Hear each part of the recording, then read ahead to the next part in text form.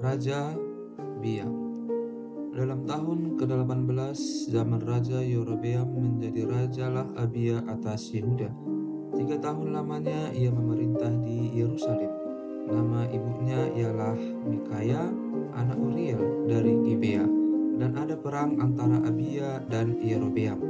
Abia memulai perang dengan pasukan pahlawan-pahlawan perang yang jumlahnya 400.000 orang pilihan, sedangkan Yerobeam mengatur barisan perangnya melawan dia dengan 800.000 orang pilihan, pahlawan-pahlawan yang gagah perkasa.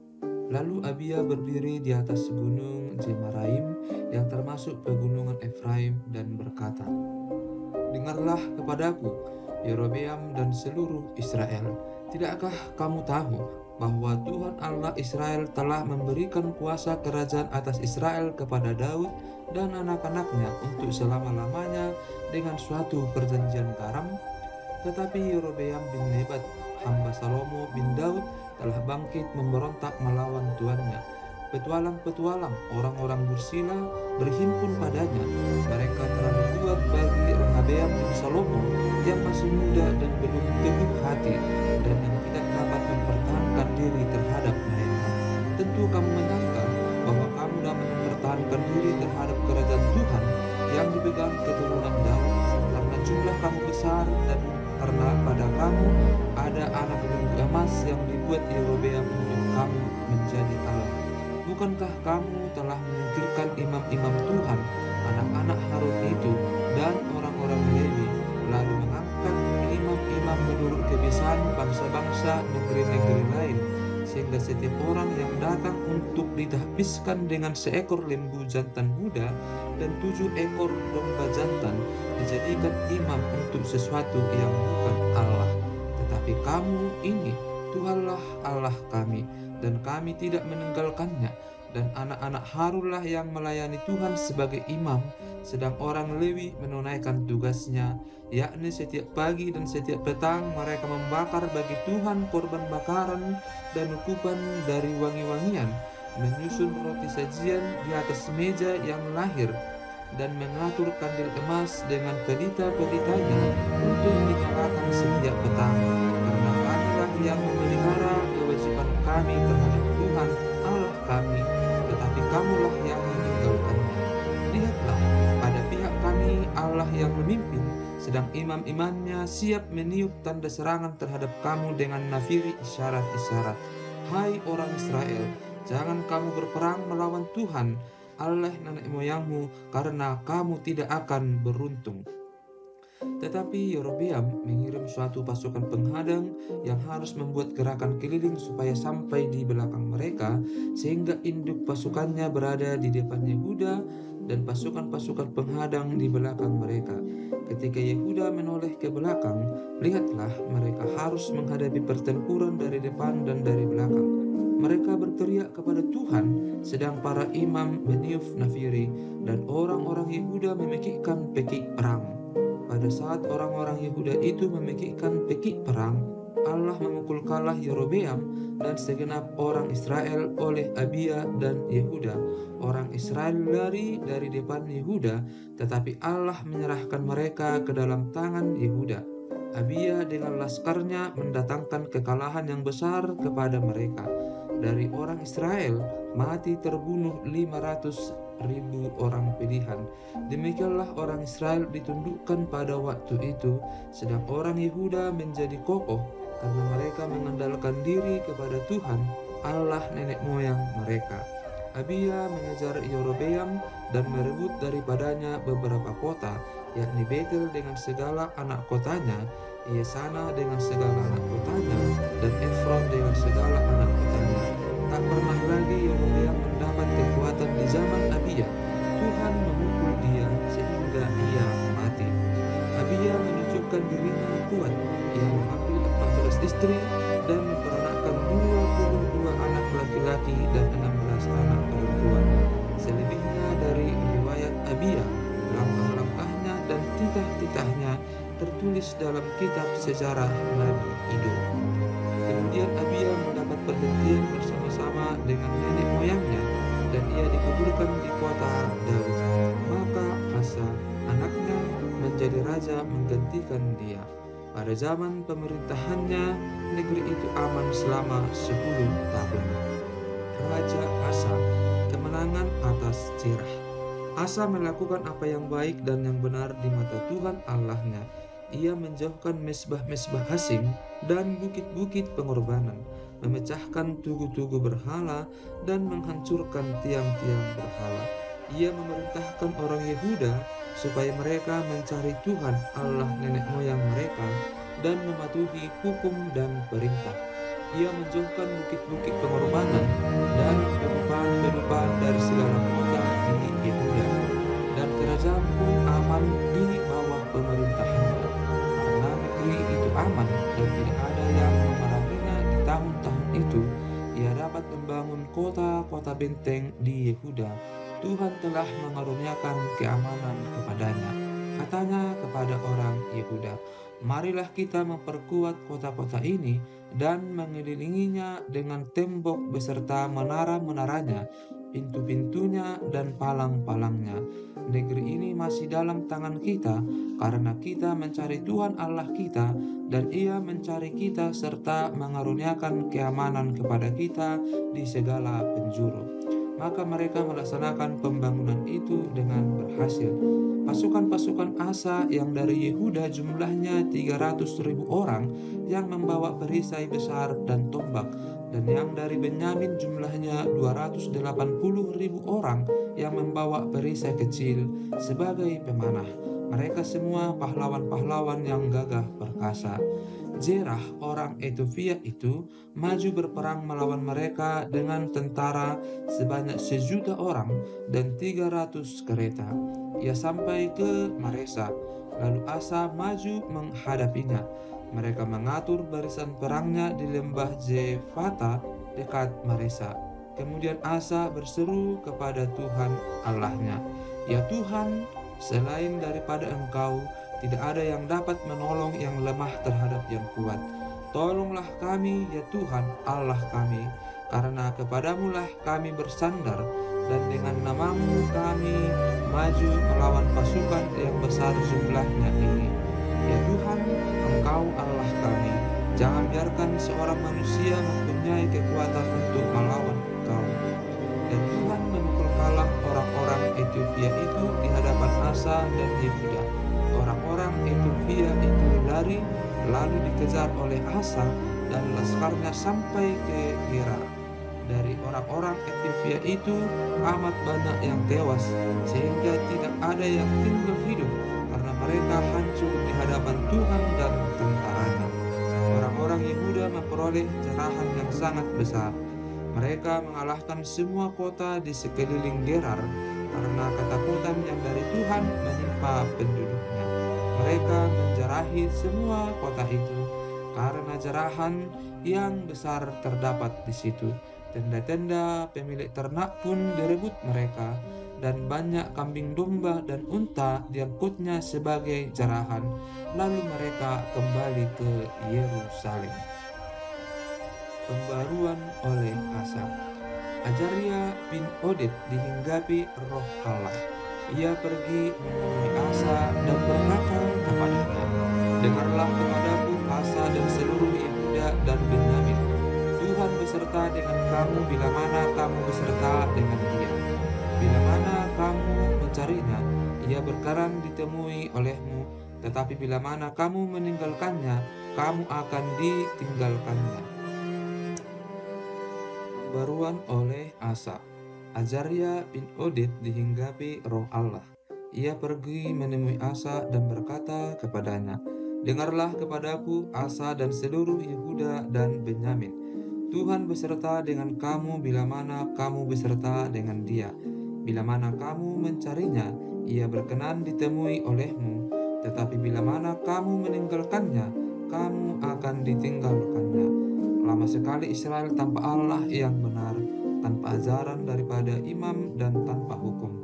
Tetapi dalam kesesakan mereka berbalik kepada Tuhan, Allah orang Israel. Mereka mencarinya dan ia berkenan ditemui oleh mereka. Pada zaman itu tidak dapat orang pergi dan pulang dengan selamat, karena terdapat kekacauan yang besar di antara segenap penduduk daerah-daerah. Bangsa menghancurkan bangsa, kota menghancurkan kota, karena Allah mengacaukan mereka dengan berbagai-bagai kesesakan. Tetapi kamu ini, kuatkanlah hatimu, jangan lemah semangatmu, karena ada upah bagi usahamu. Ketika Asa mendengar perkataan nubuat yang diucapkan oleh Nabi Azaria bin Oded itu, ia menguatkan hatinya dan menyingkirkan dewa-dewa kejijikan dari seluruh tanah Yehuda dan Benyamin dan dari kota-kota yang diributnya di pegunungan Efraim. Ia membaharui mesbah Tuhan yang ada di depan balai bait suci Tuhan. Ia mengumpulkan seluruh Yehuda dan Benyamin dan orang-orang Efraim, Manasye dan Simeon yang tinggal di antara mereka sebagai orang asing. Sebab dari Israel banyak yang menyeberang memihak kepadanya ketika mereka melihat bahwa Tuhan Allahnya beserta dengan dia. Mereka berkumpul di Yerusalem pada bulan ketiga tahun ke-15 dari pemerintahan Asa. Pada hari itu, mereka mempersembahkan kepada Tuhan 700 lembu sapi dan 7.000 kambing domba dari serahan yang mereka bawa pulang. Mereka mengadakan perjanjian untuk mencari Tuhan, Allah nenek moyang mereka, dengan segenap hati dan jiwa. Setiap orang, baik anak-anak atau orang dewasa, baik laki-laki atau perempuan, yang tidak mencari Tuhan Allah Israel harus dihukum mati.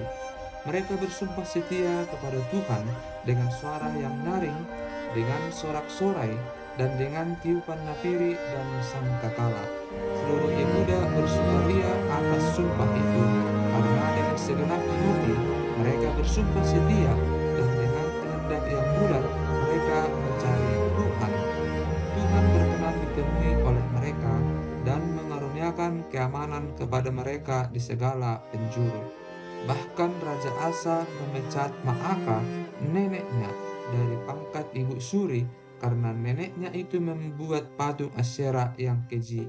Asa merobohkan patung yang keji itu, menumbuknya sampai halus dan membakarnya di lembah Kidron. Sekalipun bukit-bukit pengorbanan tidak dijauhkan dari Israel, namun hati Asa tulus ikhlas sepanjang umurnya. Ia membawa persembahan-persembahan kudus ayahnya dan persembahan-persembahan kudusnya sendiri ke rumah Allah, yakni emas dan perak, serta barang-barang lain. Tidak ada perang sampai pada tahun ke-35 pemerintahan Asa. Perjanjian Asa dengan Aram. Pada tahun ke-36 pemerintahan Asa, majulah Baesa, Raja Israel, hendak berperang melawan Yehuda. Ia memperkuat Rama dengan maksud mencegah lalu lintas kepada Asa, Raja Yehuda. Lalu Asa mengeluarkan emas dan perak dari perbendaharaan rumah Tuhan dan dari perbendaharaan rumah raja, dan mengirimnya kepada Ben-Hadad, Raja Aram, yang diam di Damsyik dengan pesan, ada perjanjian antara aku dan engkau, antara ayahku dan ayahmu. Ini kukirim emas dan perak kepadamu. Marilah, batalkanlah perjanjianmu dengan Baesa, Raja Israel, supaya ia undur daripadamu. Lalu Ben-Hadad mendengarkan permintaan Raja Asa. Ia menyuruh panglima-panglimanya menyerang kota-kota Israel, dan mereka memukul Talang Iyon dan Abel-Maim dan segala tempat berbekalan kota-kota di Naftali. Segera sesudah Baesa mendengar hal itu, ia berhenti memperkuat Rama. Ia menghentikan usahanya itu. Tetapi Raja Asa mengerahkan segenap orang Yehuda yang harus mengangkat batu dan kayu yang dipergunakan Baesa untuk memperkuat Rama itu. Ia mempergunakannya untuk memperkuat Geba dan Mispa. Pada waktu itu datanglah Hanani, pelihat itu, kepada Asa, Raja Yehuda, katanya kepadanya, karena engkau bersandar kepada Raja Aram dan tidak bersandar kepada Tuhan Allahmu. Oleh karena itu, terluputlah tentara Raja Aram dari tanganmu. Bukankah tentara orang Ethiopia dan Libya besar jumlahnya, kereta dan orang berkudanya sangat banyak? Namun Tuhan telah menyerahkan mereka ke dalam tanganmu karena engkau bersandar kepadanya. Karena mata Tuhan menjelajah seluruh bumi untuk melimpahkan kekuatannya kepada mereka yang bersungguh hati terhadap Dia. Dalam hal ini, engkau telah berlaku bodoh. Oleh sebab itu, mulai sekarang ini, engkau akan mengalami peperangan. Maka sakit hatilah Asa karena perkataan pelihat itu, sehingga ia memasukkannya ke dalam penjara, sebab memang ia sangat marah terhadap dia karena perkara itu. Pada waktu itu, Asa menganiaya juga beberapa orang dari rakyat. Sesungguhnya riwayat Asa dari awal sampai akhir tertulis dalam kitab Raja-Raja Yehuda dan Israel. Pada tahun ke-39 pemerintahannya, Asa menderita sakit pada kakinya yang kemudian menjadi semakin parah. Namun dalam kesakitannya itu ia tidak mencari pertolongan Tuhan, tetapi pertolongan tabib-tabib. Kemudian Asa mendapat perhentian bersama-sama nenek moyangnya. Ia mati pada tahun ke-41 pemerintahannya dan dikuburkan di kuburan yang telah digali baginya di kota Daud. Mereka membaringkannya di atas petiduran yang penuh dengan rempah-rempah dan segala macam rempah-rempah campuran yang dicampur menurut cara pencampur rempah-rempah, lalu menyalakan api yang sangat besar untuk menghormatinya. Raja Yosafat, pengokohan kerajaan. Maka Yosafat anaknya menjadi raja menggantikan dia. Sebagai pemimpin Israel, ia memperkuat dirinya dengan menempatkan tentara di semua kota yang berkubu di Yehuda dan pasukan-pasukan pendudukan di tanah Yehuda serta di kota-kota Efraim yang direbut oleh Asa ayahnya. Dan Tuhan menyertai Yosafat karena ia hidup mengikuti jejak yang dahulu dari Daud, bapa leluhurnya, dan tidak mencari Baal-Baal, melainkan mencari Allah ayahnya. Ia hidup menurut perintah-perintahnya dan tidak berbuat seperti Israel. Oleh sebab itu, Tuhan mengokohkan kerajaan yang ada di bawah kekuasaannya. Seluruh Yehuda memberikan persembahan kepada Yosafat, sehingga ia menjadi kaya dan sangat terhormat. Dengan tabah hati ia hidup menurut jalan yang ditunjukkan Tuhan. Pula ia menjauhkan dari Yehuda segala bukit pengorbanan dan yang berhala. Pada tahun ketiga pemerintahannya, ia mengutus beberapa pembesarnya, yakni Ben-Hail, Obadja, Zakaria, Netaneel, dan Mika untuk mengajar di kota-kota Yehuda.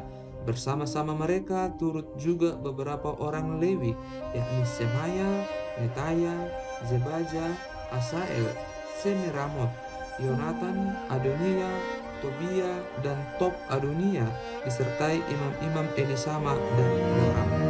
Mereka memberikan pelajaran di Yehuda dengan membawa kitab Taurat Tuhan. Mereka mengelilingi semua kota di Yehuda sambil mengajar rakyat. Ketakutan yang dari Tuhan menimpa semua kerajaan di negeri-negeri sekeliling Yehuda, sehingga mereka tidak berani berperang melawan Yosafat. Dari antara orang-orang Filistin, ada yang membawa kepada Yosafat persembahan dan perak sebagai upeti. Juga orang-orang Arab membawa kepadanya kambing domba, domba jantan 7.700 ekor, dan kambing jantan 7.700 ekor. Yosafat makin lama makin kuat, menjadi luar biasa kuat. Di Yehuda, ia membangun benteng-benteng dan kota-kota perbekalan. Banyak perbekalannya di kota-kota Yehuda. Orang-orang perangnya ada di Yerusalem, semuanya pahlawan yang gagah perkasa. Inilah daftar kesatuan mereka menurut puak-puak mereka. Panglima-panglima dari Yehuda ialah Panglima Adna dengan 300.000 pahlawan yang gagah perkasa. Di samping dia, Panglima Yohanan dengan 280.000 orang, dan di samping dia Amasya bin Zikri yang dengan sukarela telah menyerahkan dirinya kepada Tuhan dengan 200.000 pahlawan yang gagah perkasa. Dan dari Benyamin ialah Eliada, seorang pahlawan yang gagah perkasa dengan 200.000 orang yang bersenjatakan busur dan perisai. Di samping dia, Yozabat dengan 180.000 orang yang bersenjata untuk berperang. Mereka itulah yang bertugas pada raja, selain daripada mereka yang ditempatkan raja di kota-kota yang berkubu di seluruh Yehuda.